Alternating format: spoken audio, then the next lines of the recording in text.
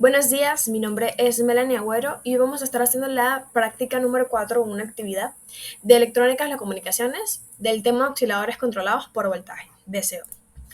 ¿Qué es un VCO? Bueno, un oscilador controlado por voltaje, comúnmente conocido como VCO por sus siglas en inglés, es un dispositivo electrónico que genera una señal de onda cuya frecuencia puede ser controlada al variar la tensión aplicada en la entrada. Podemos imaginarnos que es como un pulso electrónico que podemos modificar cambiando la cantidad de voltaje que nosotros le damos. Para saber el funcionamiento de un VCO tenemos que conocer cómo funciona un oscilador. Para eso se usa un circuito integrado 555, que es un componente ampliamente utilizado en electrónica, debido a la gran versatilidad que tiene. Para entender el funcionamiento de un VCO, primero tenemos que entender cómo funciona un oscilador. Y el oscilador a veces se le llama máquina del tiempo. ¿Por qué? Porque puede realizar diversas tareas relacionadas con el tiempo. Ahora, el funcionamiento básico de un VCO es que el 555 tiene resistores y un condensador que puede controlar el tiempo de encendido y apagado en la salida. Cuando el condensador se carga a través de un resistor, él tarda un cierto tiempo en alcanzar la tensión de referencia, una referencia al comparador. Entonces, la señal de salida del oscilador es procesada por un circuito que vamos a explicar más adelante, que es un circuito de control, que a su vez modifica la frecuencia de la señal en función al voltaje, a la tensión que le hemos aplicado. Y de esta manera, al variar la tensión de entrada, se puede variar la frecuencia de salida en el VCO. También tenemos un circuito de oscilación, que este es el responsable de generar la señal de una señal de salida, puede ser de audio. Mientras que el circuito de control se encarga de ajustar la frecuencia de la señal. Y por último, también tenemos un circuito de salida, que este amplifica la señal para que pueda ser utilizada en otros dispositivos. Tenemos los componentes. El circuito de oscilación, que es, como dijimos, el responsable de generar la señal de audio de salida. En este circuito contiene una red de resistencia y un condensador, que estos componentes determinan la frecuencia de la oscilación del circuito. También tenemos un circuito de control que se encarga de ajustar la frecuencia de la señal. Entonces, esto permite a nosotros ajustar el voltaje que los comparadores utilizan para cambiar el estado del flip-flop. O sea que en el circuito de control tenemos un flip-flop.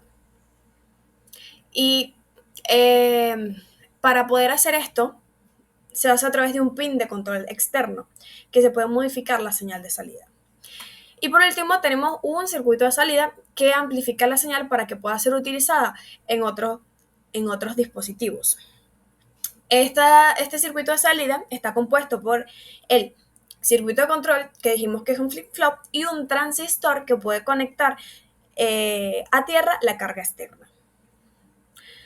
Y también en el circuito de salida se pueden conectar en señal monoestable, o sea, el circuito 555 tiene dos modos, o astable y monoestable. Astable es oscilar, es un oscilante, y monoestable es un solo pulso. Tenemos los usos. Tenemos que es un sintetizador de sonido. El 555 o el VCO puede generar ondas sonoras que se pueden modificar para crear diferentes tonos y sonidos. Y esto es útil para teclados, juguetes, musicales. También tenemos un generador de señales que se utiliza para crear una variedad de formas de onda, como cuadradas, diente de sierra, y entre otras, que es muy fundamental en pruebas electrónicas. También tenemos que se usa en las comunicaciones. Esto quiere decir que puede producir señales para codificar y decodificar la información en sistemas de comunicaciones. Y tenemos la electrónica de consumo. En la electrónica de consumo podemos conseguir, por ejemplo, dispositivos de alarma, de relojes, televisores, cámaras, entre otros muchos más, y esto debido a la fiabilidad que tiene el circuito VCO a estos sistemas. Ahora vamos con las actividades prácticas. La actividad número 1 nos dice que tenemos que hacer el montaje de este circuito en Proteus usando el 555 que se encuentra en el archivo, mostrar el montaje, explicar el funcionamiento, cuál es la finalidad y el uso en las telecomunicaciones. Y también vamos a tener que variar los valores de la señal del voltaje y saber qué mostrar en la señal del osciloscopio. Muy bien. Ya tenemos montado nuestro circuito en Proteus que están aquí los valores correspondientes. Si pudieran ver, está la resistencia de 120K, el diodo, el capacitador de un microfaradio, tenemos las respectivas conexiones y tenemos nuestro osciloscopio. Muy bien.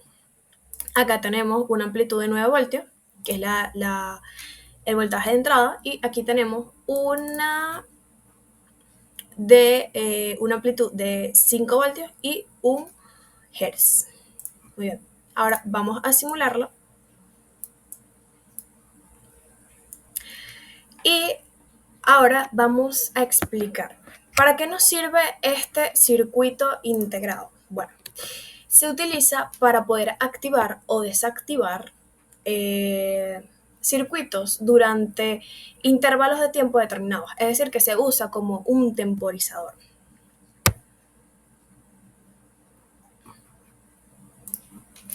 Podemos ver que tenemos un alto y un bajo, ¿verdad? Él sube, él baja, él sube, él baja. Bueno, los bajos son de 0 voltios y los altos son de 9 voltios, pero en la vida real son cerca de 9 voltios. Pero como estamos en Proteus, algo simulado, va a ser un valor exacto, 9 voltios. Y los intervalos va a depender del tiempo que le estemos dando al circuito. O sea, el tiempo que va a tardar de hacer los intervalos va a depender de las resistencias y de los condensadores. Ahora vamos con las conclusiones. Conclusiones del tema de la práctica, de la actividad, porque es importante conocer los osciladores controlados por voltaje y la importancia de las telecomunicaciones. Bueno, al experimentar en un VCO, en un circuito VCO, al simularlo en Proteus, nos ayuda a poder comprender cómo los cambios de voltaje afectan la frecuencia de la salida. Y esto nos proporciona una visión práctica de cómo se pueden controlar las señales electrónicas. ¿Por qué es importante conocer los osciladores controlados por voltaje? Bueno, es crucial para poder diseñar y trabajar con sistemas electrónicos que requieran control, por ejemplo, en los generadores de señales, en las alarmas, en donde se quiera usar un temporizador, etc. ¿Y por qué es importante en las telecomunicaciones? Bueno, son esenciales en las telecomunicaciones para funciones como la selección de canales, el poder de modular y modular las señales para poder transmitirlas y tener una recepción, y también para poder estabilizar la frecuencia. Muchas gracias.